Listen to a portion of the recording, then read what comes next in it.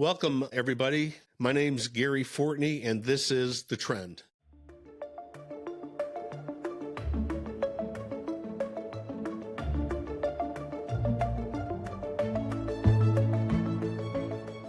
Thanks again for joining us for our weekly podcast on The Trend.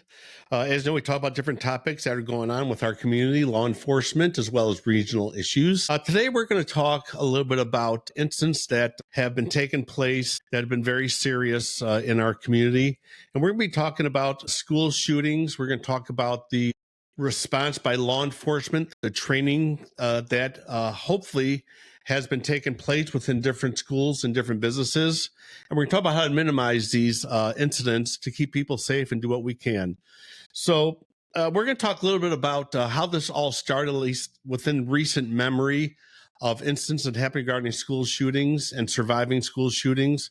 We're going to progress to the law enforcement response. We're going to talk about training that takes place within the schools. We're talking about training with both within law enforcement as well as students and faculty that are in the schools. So anyways, today we have Georgia Means. Thanks for joining us, Georgia. Hi, guys. I'm glad to be back. And Georgia works for Trend Media. She is one of the assistant producers on the show. And with her recently graduating from high school and her experiences with school, so she graduated a couple of years ago from school. And so we're going to talk about her experiences of what she had heard about incidents that happened at schools, about the training that they received as students, and her overall view of what takes place regarding active shooter situations that could cause any harm to any students, law enforcement, or teachers. So let's jump into it real quick. 1999, that's when it all started. It was actually April 20th, to be specific. At that time, two individuals entered Columbine High School in Colorado and took it upon themselves to take the lives of 14 people. And these two individuals took it upon themselves to create such a devastating blow and have such a devastating impact to the community that is spread all around the country now. And what I mean by that is I really believe, based upon what these two individuals did as far as the school shooting, there's been copycats, and they've shown a pattern now of people thinking, hey, that's a good idea, I'm going to go do this and harm people. And I think it all started back then. Of course, there were incidents of school shootings or mass shootings that happened prior to 1999. But in my career as a law enforcement officer, 1999, when Columbine really changed the complexity of understanding the safety of people involved. So, Georgia, when you were in school, when do you remember your first being either told, trained, or talked about regarding safety in schools regarding some possible instance of an active shooter? I would say that it was probably around middle school that I can at least remember whenever we would start doing the active shooter drills along with, tornado drills and stuff like that. But yeah, I would say about middle school is whenever I first remember having to do the active shooter drills. Okay, was that taught by faculty or was that taught by somebody else outside of the school district? No, so that it really wasn't viewed much differently than, your usual, like I said, tornado drills and stuff like that. We didn't put any like special label on it or anything like that. We didn't, highlight it or anything. Our teachers and faculty would be the ones that would tell us what to do. They'd come over on the intercom and say, hey, we're doing an active shooter drill. And then that's whenever your teacher or just, whoever you were around at the time would instruct you on what to do.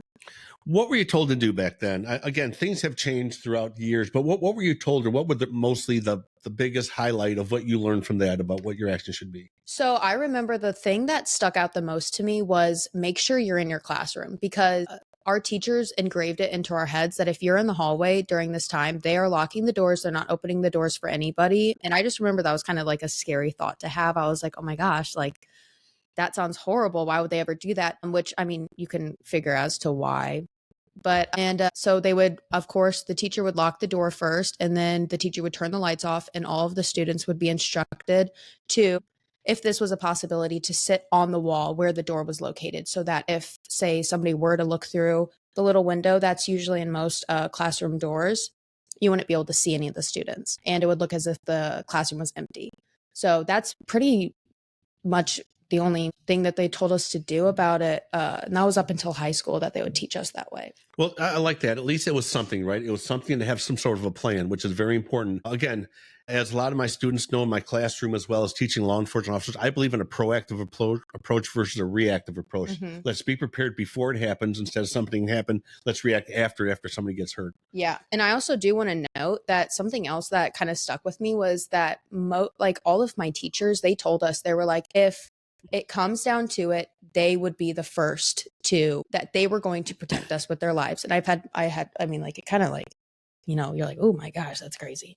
But I've had multiple teachers like say that. And it's really admirable that they would obviously say that. And then they also tell you as students, they're like, anything you can grab and that you can throw, you will. Like, grab a chair, do whatever. They were like, just like, fight as hard as you can, do as much as you can to this person if they ever are able to get into the door. And it's kind of like sad that you have to think about that, all these young kids. Yeah, and especially being young, at least, like I say, it's a proactive approach, thinking what you should do under certain circumstances. Without getting too specific, before you graduated from high school, did it change, or you still do the same drills? Or did they teach you anything different regarding what the procedures you should do? No, they didn't change the drills. Maybe it just got like a little less serious because at that point everybody's so used to it, you already know what to do. It was still the same thing though. Just lock the door, turn the lights off, be quiet, do not make any noise whatsoever. Stay out of the view of the door and sit up against that wall. And if somehow they're able to come in, then pick up whatever you can and like fight. And I like that word fight. We're going to talk about that as far as the procedure that law enforcement is trained. When Georgia's talking about her experiences, this is known to the public. This is known by students, teachers, as well as probably the parents of the kids know this. What we're not going to talk about is the tactics law enforcement uses. I'll talk about how we're trained. I'm not talking about specific tactics, because if the bad guys know the tactics law enforcement uses, they could defeat it. So I'm going to talk generalized about how law enforcement trained, the different types of training. But as far as what law enforcement does to neutralize or control a situation, we're not get too specific about that. So let me jump into that real quick about type of training law enforcement, how we started.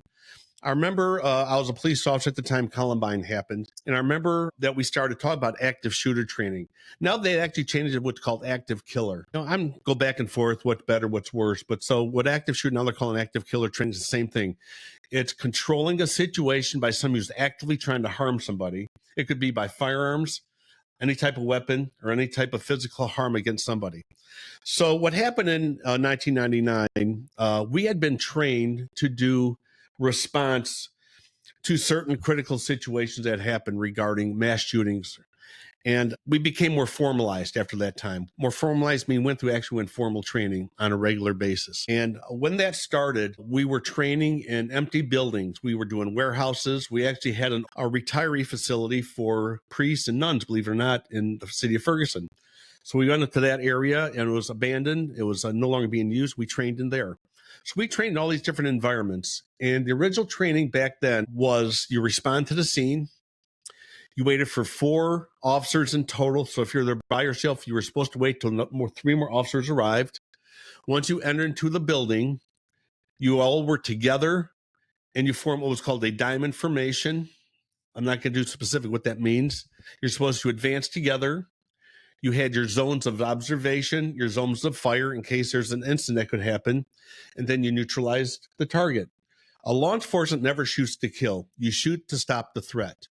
And once the threat stops, the threat stops. That's when I talk about neutralizing a target. And so that's the training we went through. We went through repetition of diamond formation advancements, training, learning how to engage a target with our own individual zones so there's no crossfire to another officer. And back then, we were trained if somebody's injured, you stop, you give them aid the best you can, and you move on after that. Well, how things have changed throughout the years. And I'm going to talk about 4 different types of training that take place now, George, as you kind of understand the law enforcement perspective. Mm-hmm. The main one that originally started, at least from our perspective, was called MACTAC. MACTAC stands for Multi-Assault Counterterrorism Action Capability. And MACTAC is purely for law enforcement officers trained to respond to an active shooter, active killer in a response to neutralize a threat.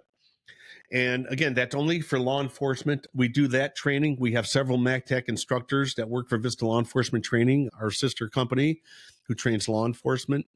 And that was the main one for a very long time. That is actually sponsored by Sig Sauer, which is a firearms corporation who developed MACTAC, actually who provides the training. And then 2 other ones came into play. One was called ALICE. Okay. ALICE stands for Alert, Lockdown, Inform, Counter, and Evacuate. So ALICE is primarily for schools, which you were in, Mhm. as well as businesses, but it's not for law enforcement training. It's actually for people who attend a school or workers. What do they do in case there's an attack or a threat? And that was ALICE: Alert, Lockdown, Inform, Counter, Evacuate. Okay. So Mhm. that's what it was. And then there what was and was still is called alert training. Alert stands for Advanced Law Enforcement Rapid Response Training. Alert's a little bit different than ALICE. Alert trains both law enforcement as well as citizens in the evade and escape properties Mhm. regarding an active shooter. And there's a new one that came in. It's called 4E training. That stands for Educate, Evade, Escape, and Engage. So everyone has an acronym. So again, we have MACTAC, ALICE, Alert, and 4E. Mhm. All right. So George, you see how complex is that from law enforcement perspective, right? Oh yeah. I mean, law enforcement, and also you have to have the companies be able to train civilians as well, like the teachers. They have to know what to do too. Exactly. So how about this? Which one's the best? Well, which one works the best? Exactly. Yeah. Which one? So that's the thing. So, we got 4 different options here. And again, I'll ask you, which one would you use? You go, I don't know. Yeah. They all have different things, right? Probably the newest one. I'd assume the most modern one. It's interesting, isn't it? Because that's the confusing thing. Some officers go through alert training. Some go through ALICE. Some go through MACTAC and so on. I'm an alert instructor. Yeah. Well, I had to go to Chicago and I was trained to be an instructor in alert, which was Advanced Law Enforcement Rapid Response Training. Mhm. So let me talk about alert real quick, what that is. George, you kind of understand our perspective. If you're in a room, all right, where's the most usual place to leave a room? Exit? The front door, Yeah, right? Okay, the door. Is that the only way you can leave a room? No. Give me another way. Window. Okay, another way. If there's another door, a Okay. back door, Okay, another way. ventilation system. Another Those are way. James Bond stuff. You're right on there. Another way. Drill a hole in the wall. Boy, you're so on. Okay. So what that tells me, George, if you're in a room where somebody's trying to break in, you're not going through the front door, correct? Yeah. What would you be looking for then? Any other exit. Probably the most inconspicuous one, the one that they probably wouldn't go through. Or the one that would be the quickest, right? Yeah. So I tell you, I'm so glad to have you on the program because that's what I want you to think about. People are trained. It's called unconventional means of escape. Mhm. All right. Don't think of door. So in alert training, we are trained and train people. What are unconventional means of escape? What you said, right? Yeah, probably ways you wouldn't want to go out, but if you had to in a certain situation, then you would consider taking those options. Exactly right. You can do the options. And so, believe it or not, you could actually kick your way through a wall. I know it's drywall. You can kick your way through a wall. But just think if you're in fear of your life, you're going to have extra strength, extra adrenaline to be able to kick through a wall. You can go through a ceiling. What if you stack a bunch of desks or chairs? Go through a ceiling or the ceiling tile, right? Yeah. What about windows? Mhm. And that's what I remember about Columbine real quick, Georgia. When Columbine happened, it was 1990. How old were you in 1999? I was not. Okay. I did not exist. I was not even a thought. So think about this. In 1999, I remember watching the video of Columbine. Mhm. And one thing I saw was a young man going out of a window. He had been shot. He had no other way to get out. They pulled up a tactical vehicle under him and he went out of a window through glass, got all cut up, but he survived.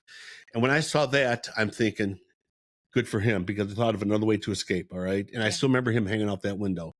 And that's why I wanted to be an alert instructor because I want to train people to different ways to thought. Your thought process was perfect, by the way, Georgia. You're in a room by yourself. How can I get out of here besides the door? Mhm. All right. So that's alert. Again, now as far as the law enforcement response, we train people how to evade and escape based upon the unconventional means. We're also trained on how to locate a criminal suspect inside too with alert training. We're Mhm. trained how to go in, locate, and we're also trained what we can do to help educate law enforcement that type of response. Mhm. All right. So we have MACTAC, only for law enforcement. We have ALICE, which is primarily only for students, teachers, and people that are not law enforcement. We have ALERT, which is both, right? ALERT, which is trained for both, which is law enforcement as well as the citizens. And then we have 4E. 4E is probably one of the newest ones that have come across regarding training that law enforcement does. And it starts off with educate, then evade, then escape, and engage. So that's what 4Es are. Oh, it's the 4 E's. All right. Trying to kick in there. Okay, good job. That's remember, everyone has an acronym. Everything has. So that's what 4E stands for. The most conventional one that's out there is called run, hide, and fight. Mm-hmm. All right, and that's the main one. There's a little problem in discussion regarding the concept of run, hide, fight. I'll talk about that in a little bit. So let's jump in a little bit more of Columbine, what happened there regarding the response and what I saw in Columbine. Our next episode will be specifically upon Columbine, the shooters, the response by law enforcement, response by the public, as well as the students surviving. One thing I got to hand it to the officers who responded to Columbine. Think about this, Georgia. You're walking into a place as a law enforcement officer, an active shooter. You know that there's people injured. You go in, you see 30 people in the hall. What are you going to be thinking? 30 people in the hall injured? No, there's 30 people running around, and you're a police officer. Oh, I'm going to think, uh-oh. Yeah, how about this? Are one of them the shooter? Oh, yeah, yeah. Remember, Well, safety is number one. So one thing that I remember seeing, the police officers had every single student walk out with their hands up. When you're a law enforcement officer, hands are the most important thing to watch regarding the safety of yourself. So they're having them walk out with their hands up. That way the officers knew that they were safe and couldn't see any objects in their hands. And that was a great response and great understanding of that. mm-hmm. So what I want to emphasize to students, teachers, as well as the public, if you're in a place where there's an active shooter, if you're leaving a building, number one, show your hands to law enforcement. All right. If you're not showing your hands, you have your hands in your pockets or carrying a backpack with their hands hidden, they're going to think that's a threat. Mm-hmm. All right. So again, that's really important. So that's the first thing, showing your hands, showing who you are. Make sure you're friendly, first of all. All right. Let me talk about mistakes that law enforcement has made real quick. So I'm pulling up on the scene, Georgia, and I see you running out of a front door. And I'm a police officer. What should I do when I see you? Get down. Tell me to get down. Especially if it's a shooter situation, you have no idea who I am. Exactly who right. I could be. I could have just thrown the gun down and now I'm trying to get out. 100% right. Yeah. So we're looking for a possible threat. Let's say you're not a threat.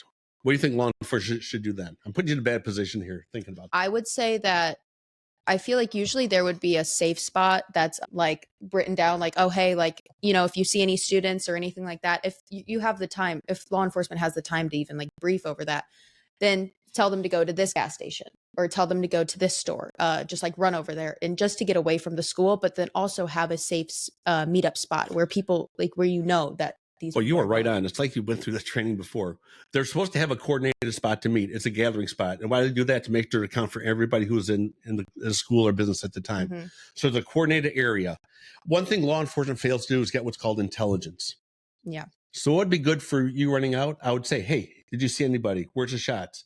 Talking to you and having you tell me where they're at. Yeah. What do they look like? Did you see the shoot? Yeah. That's so important. And law enforcement forgets about that. We do active shooter training for law enforcement. And one of the scenarios that we do, and again, you're going to be a little bit more active with Vista in the future for training, correct?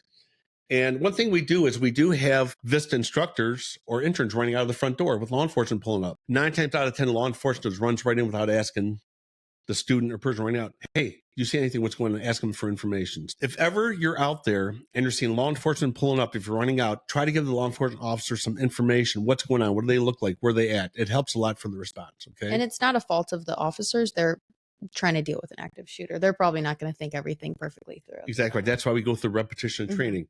And think about this, law enforcement is trained to go in.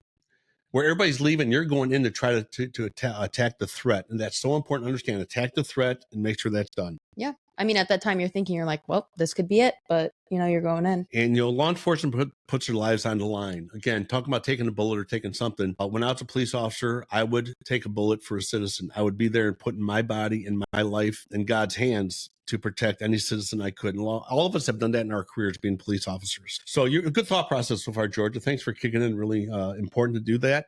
So what else did Columbine teach us? Not only was it what happened, how about the individuals involved? There's always indicators we're finding out with school shootings. And in my college class, I talk about different types of shootings. I'm going to bring up 3 different types that we talk about that in the class I teach. You have mass shootings, all right? You have serial killers. Then you have what's called spree shootings or spree killings. Mm-hmm. A mass shooting is when somebody walks into one geographic location and hurts or kills a lot of people in one geographic location. Could be like a school, one building. That's a mass shooting. A spree killing is somebody goes in and shoots somebody at a gas station, goes to a store and shoots them over a short period of time. Multiple people injured, shot, or killed in different locations over a short period of time. That's called a spree killing. Mm-hmm. Then we have what are called serial killers. Serial killers are people that go out and they kill people on a periodic basis, okay, trying to hide their identity, but also killing people. And to be a serial killer, so many people they have to kill to be a serial killer. We look for what's called signature with serial killers. Again, what are they doing to every body or every scene that ties them in together? All right. So what we're talking about now are mass shootings. What happened within certain geographic locations and how to protect yourself. So what's changed between 1999 to today? We started doing active shooter, active killer training for Vista law enforcement training several years ago. And just in that short period of time, things have changed. So within about 3 or 4 years ago, it started changing to where if you're there, you go in. What if you're by yourself? What do? You go in. You go in by yourself. Exactly right. So if you're a law enforcement officer, you don't wait for 1, 2, or 3. You're going in by yourself. Mhm. When you're in by yourself, what's the most important thing? To help people or attack the threat? Threat. Exactly right. Because if you don't attack the threat, they could be hurting somebody else. Well, yeah, if you don't get the threat, then you're just getting more people that you're going to have to help in the end. So here's the thing that was called not very compassionate. If you see somebody injured on the ground, you're supposed to pass them up. Yeah, pass them up, but also if you have something on you, throw it at them. A Well, tourniquet, throw it at them, but you can't, I mean, don't stop. Exactly right. So you're exactly how law enforcement does now. Law enforcement officers now carry tourniquets, and they have certain bags that they will go into an active shooter that they do have something they can throw to the person or Mhm. something to try to help themselves. All right. And so we are trained to bypass the injured, locate the threat, and neutralize or stop the threat from hurting other people. And that's how we were trained originally. Mhm. And it was repetition training to understand that concept. Again, when you see somebody injured, what's the usual compassionate thing you think you're going to do? You're going to go approach them, and usually in any other situation, especially as a police officer, you're going to be helping that person. Exactly. But I mean, It's a different concept, right? yeah, and it's a positive thing. It makes it better. Excuse me. So when law enforcement goes in, we have to be trained how to advance down a hallway, how to look for a target. Mhm. It's called gathering intelligence. What are the senses we all have? See, hear. You have 5 senses. Go ahead. See, hear, smell, taste, and touch. Touch. Good. Okay. Which one do you think is the most important in an act? I'm really quizzing you a lot today, and I love it. I would, you I'd say hearing. Hearing, number one, Yeah. right? Exactly Mhm. right.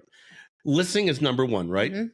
Because you can hear something without seeing it, correct? Yeah, or you could see someone and, you'd have to So hearing's number one. All right. What's the next one? seeing, Seeing. That's number 2 for intelligence. What's the next one? smell, What would you smell? gunpowder. Good. Boy, you were right on. You went through our training before anyway. So I was like, I have been an intern for a year, so. exactly. And you've been through the training, right? Mhm. So you're doing smell. So you're smelling for gunpowder or burning powder, right? Mhm. And that gives you an idea of where the shooter would be, right? And if you have that smell, you know you're on the right pathway. Oh, yeah. What if you turn right and you don't smell it? Well, you better turn left. And go the other Turn way. back around. Exactly right. So you're not going the right direction. And that's the thought process. What are we doing as law enforcement officers to locate the threat? Mhm. And every time a weapon's fired, they're going to leave that scent of about there. And George, I've been in law enforcement a long time. When you do a building search or in a hyped up situation, your senses are so hyped up. You can really feel the hair on the back of your neck stand up. You're out Mhm. there and everything is heightened. And that's what we're looking for regarding the response to these situations.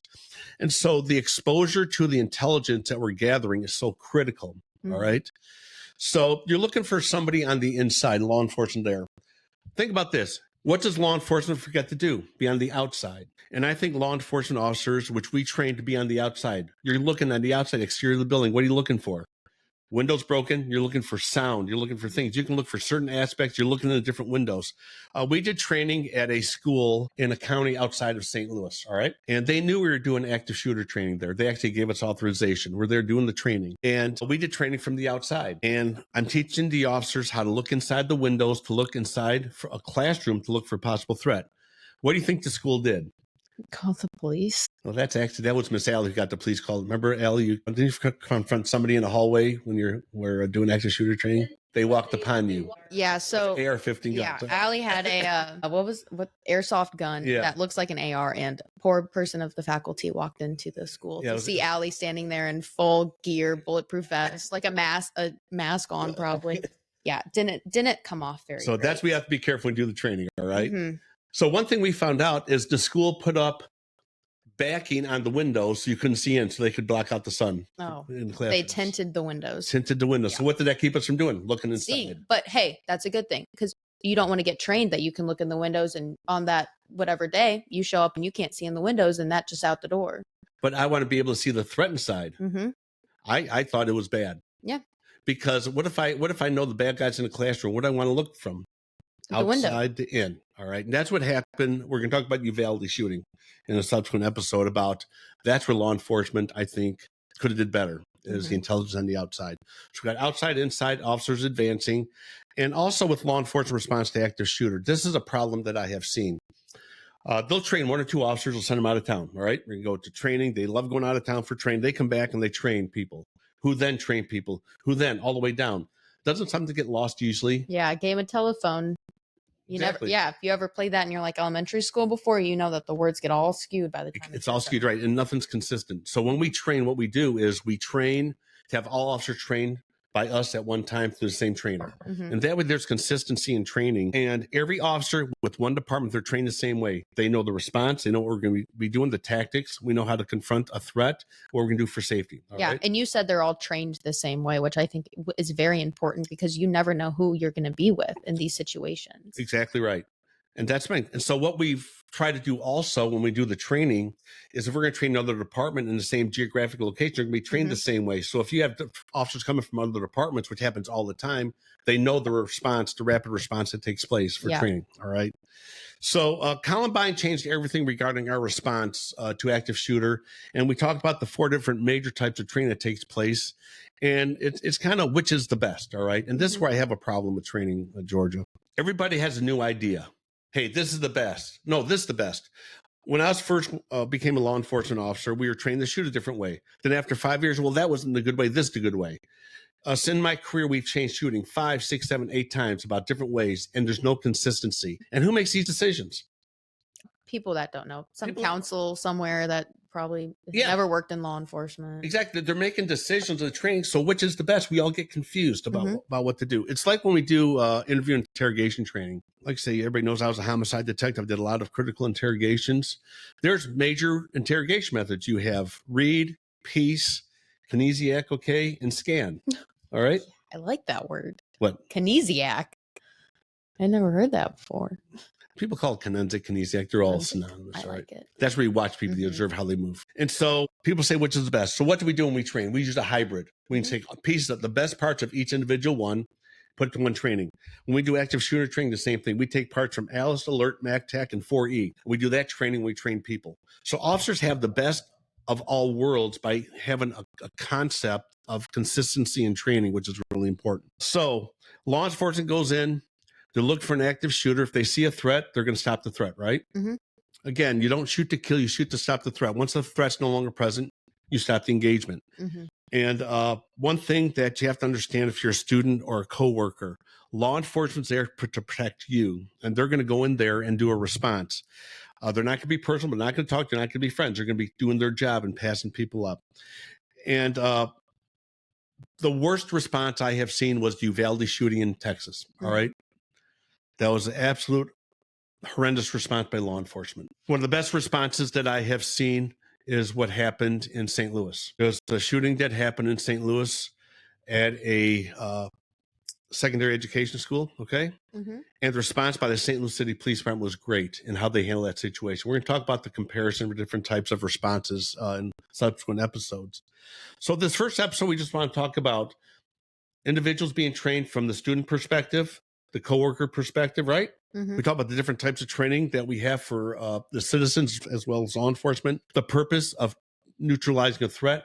We also talked about the response by law enforcement. The main thing is to get the threat, stop the threat, and continue on. And again, with you being a student, you know, not too long ago, but again, some recent, they are doing the training in schools, which is important. And I'm glad they did that.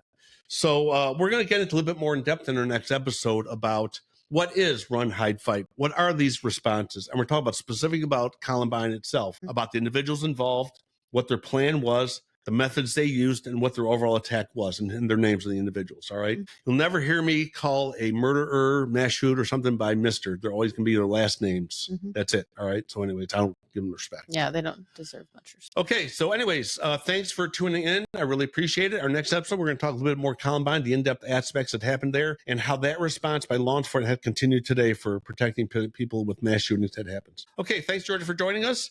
Thanks all of you for listening. Until next time, my name's Gary Fortney, and please stay tuned, stay informed, and this is The Trend. Thanks, everyone, for tuning into this episode of The Trend. If you have any questions, comments, or suggestions, please feel free to reach out to us at The Trend's website at www.trendmediallc.com, or you can email us at any time at thetrend@trendmediallc.com. We welcome everybody's comments, suggestions, or reviews. Don't forget to stay connected with us on social media. Follow us on TikTok and Instagram at at Trend Media Podcast and join the conversation on Facebook by searching the Trend Podcast. Check out our Amazon page through the link on our website, where you'll find some of our recommended products. We'll be back next time with more true crime stories, insights on law enforcement trends, and current trends with our region and the people we serve. Until then, stay curious, stay informed, and stay part of the trend.